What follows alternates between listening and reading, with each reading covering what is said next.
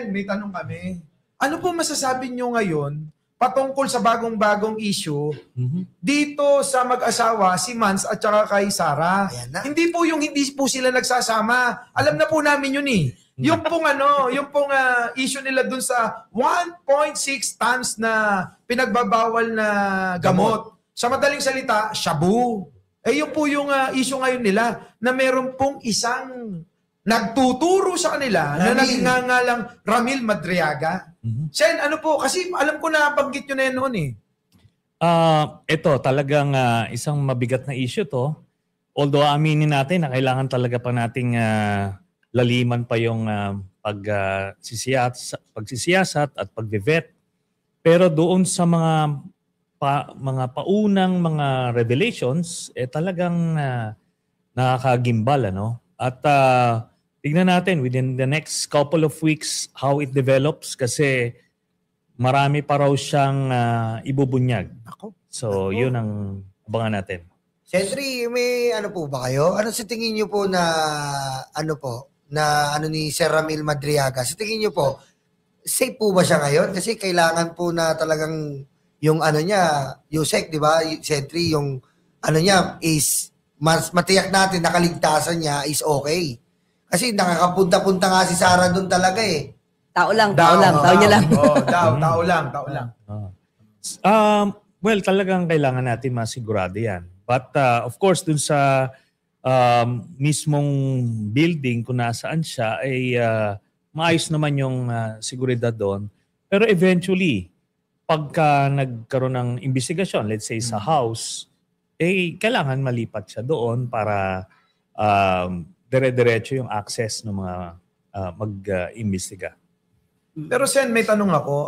Gaano ka sigurado tayo na walang ibang intensyon si Madriaga sa paglabas niya at pagtuturo niya sa mag-asawa? Kaya nga kailangan natin i-approach to very carefully. No? Hindi yung unang bungad yun na kagad. Kasi pwedeng maadormawanay ka, for example, di ba? At kaya, pag nag-imbestiga, let's say sa house, sige, sabihin niya kung ano yung mga nalalaman niya, tapos kina-counter-check natin.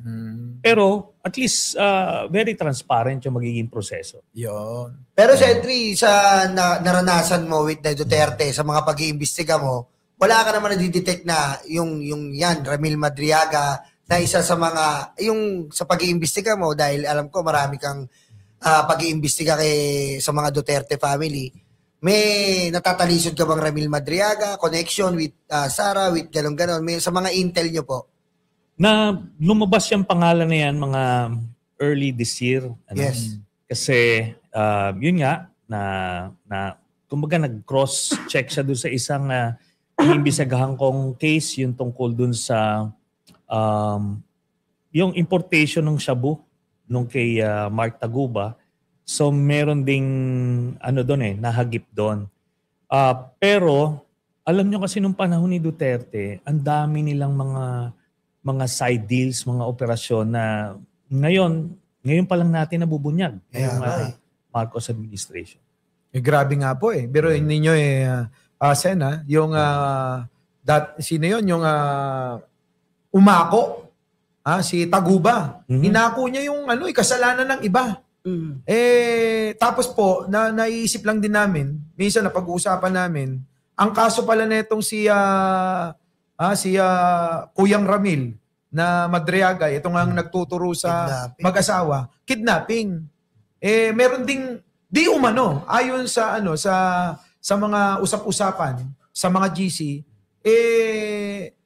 eto daw, siya daw po yung kumidnap doon sa pamilya nung si Taguba para aminin lahat yung kasalanan nung si Mans. We will have to check that, to validate that. Pero ang tinitignan namin na kaso niya, dahil parang nagkaroon sila ng conflict ni Harry Roque. No?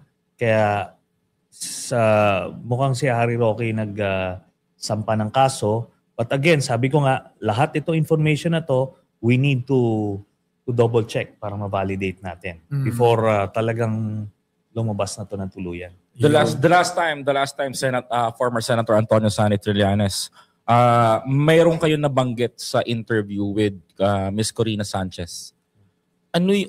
Maitanong ko lang po, pwede ko bang malaman ano itong ipa-file na kaso dito sa mag-asawa? Actually, may ipa-file bukas. Bukas? No? Bukas mismo sa Office of the Ombudsman ng mga civil society leaders at church members against kay VP Sara. No? This is a plunder case in relation to the confidential funds.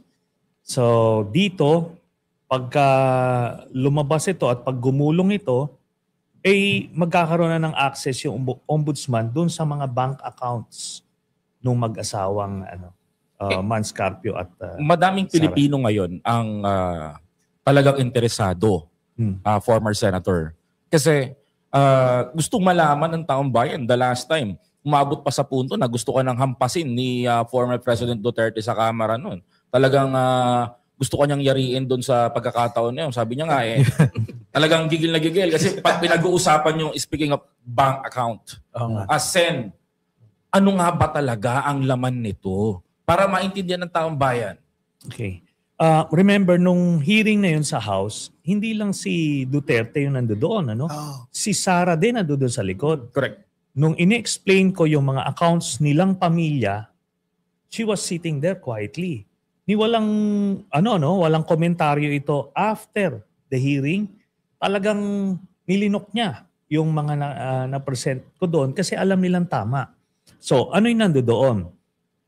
Na-discover natin itong joint account ni Digong at nito ni Sara ay nung last year niya ng 2015 bago siya maging presidente, 2014 to 2015, nag-withdraw ito, continuous withdrawals na umaabot sa 600 plus million pesos. At puro withdrawals eh. So ibig sabihin nun, yung pera niya should be more than 600 million kasi wala namang pumapasok na deposit. Tapos, isa aspeto yon.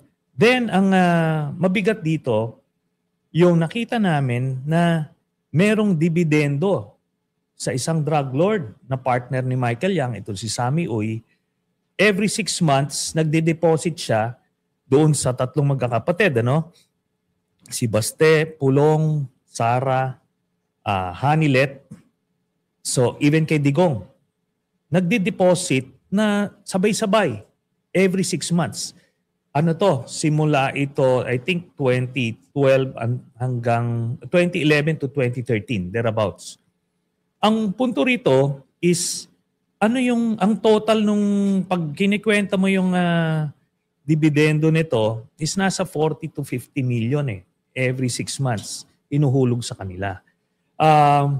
Tapos titingnan mo ano bang negosyo na meron na magbibigay ng ganong steady na dividend. Kaya yun yung kailangan nila ipaliwanag. At nung time na tinatanggap niya to, mayor siya sa Davao City na hindi niya dinideclare sa SALN. Kaya mabilis ibangga ito eh. Dahil ang binibigay sa kanila, mga manager's checks. So nakapangalan mismo sa kanila. Malaki Oo, kaya yun yung... Siya ang lakas ng loob, naka-manager's check. Oo. And I think kasi nung mga panahon na yon, feeling nila doon lang naman sila, protektado sila ng untouchable national. Sila doon. Untouchable, oo. Kaya parang ganun lang. Tapos, lahat sila tumatanggap, total mga 40 to 50 million. Every 6 months. Kaya parang regular na dividendo.